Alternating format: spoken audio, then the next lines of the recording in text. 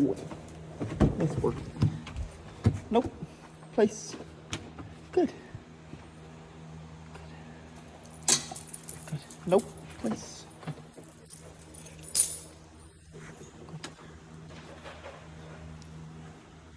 Let's get his e-collar on him here. So we'll use his e-collar. Sometimes I'll use his bark collar for obviously we're not around. We'll use his bark collar. But I like to use the e-collar for most situations. It just gives us a little bit of an easier way to, a little bit of a opportunity to create some authority there, right? Sorry, I was just putting this water here. Got my brain sidetracked. But it's an opportunity to kind of create some authority. So if I hear him making noise and I'm in the building or in the area with him, I'm gonna have to turn the camera, keep that out. I can say no and not apply the consequence and create some authority there, so he doesn't just think it's like a correction out of nowhere, which for an anxious dog is like usually the way I want to introduce that concept. You know, I don't think it's like the biggest thing of how you do that, but again, the bark collars, they can be a little more inconsistent and stuff as well, depending. And again, I like to create that authority through the consequence of the behavior.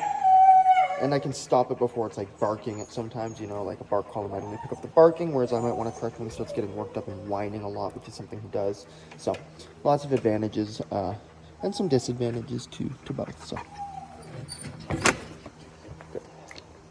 Okay, so and you know, I'm gonna be honest, when we use this to correct him, it works very well to suppress that behavior. And that's part of it, right? Like we are just suppressing some of that anxious behavior so we can kind of get him kind of working in some other ways and teaching him some different coping mechanisms, right? So I just had him up for a good long play session, but I imagine he'll still get anxious because he's put away now and he's going to be separated. And that's a big part of his anxiety. He just is not super comfortable being like away from the owner, or away from his human in general. It doesn't even matter if it's his owner. He's only been here a few days actually, and he has the same level of anxiety. And it's a lot of containment anxiety as well. However, that comes about for this guy. He is not the first. Current owner is not the first owner. The other owner had him previously, and I think, if I'm correct, just didn't have the time for him. And I imagine he probably spent a lot of time in the kennel and had some anxiety around it for whatever reason. So he was on medication when he got to us, and now he's not on the medication any longer. He's now off of it. And so he was barely on it he wasn't on it for very long though, just a short period of time.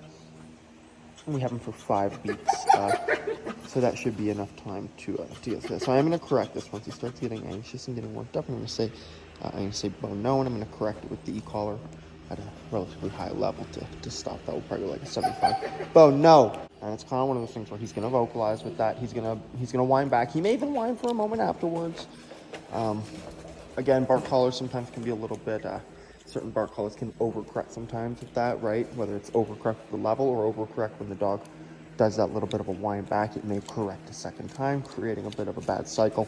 So it's good to be able to have control of that, because dogs will go through, and this is something that's going to be very, very important.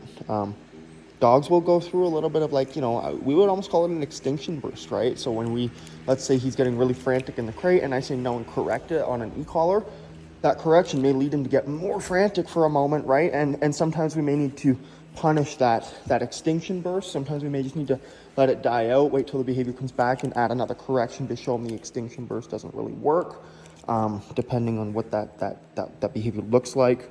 But at the same time, it's like, in that case, if I correct him, he reacts to the correction. That's just him reacting to the correction. It's kind of like just a response he can't control, so I want that to go away and see what his response is after. If we need to apply the correction again, we can.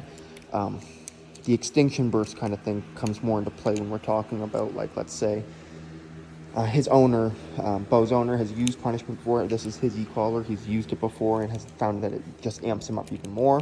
And sometimes that can be a part of an extinction burst. Other times it could be just the dog getting frustrated and confused with the consequence. So it can really depend.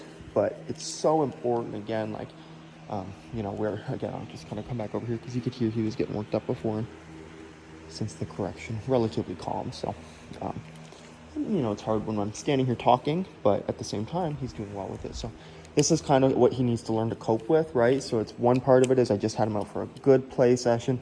He got worked really well. We went out for a little walk outside. and then he got put away. So he had some good activity, good mental and physical stimulation, and now I can reasonably expect him to be able to relax in the kennel, and that may take some input from me in terms of correcting or punishing the whining, if you will, right? So in this case, the ecollar, effective correction, effective interruption form in this situation. Other situations may not be, other dogs it may not be, so it's a case-by-case basis. Get a trainer if you're not sure, but anyway, this is the approach we're kind of going through with Bo right now.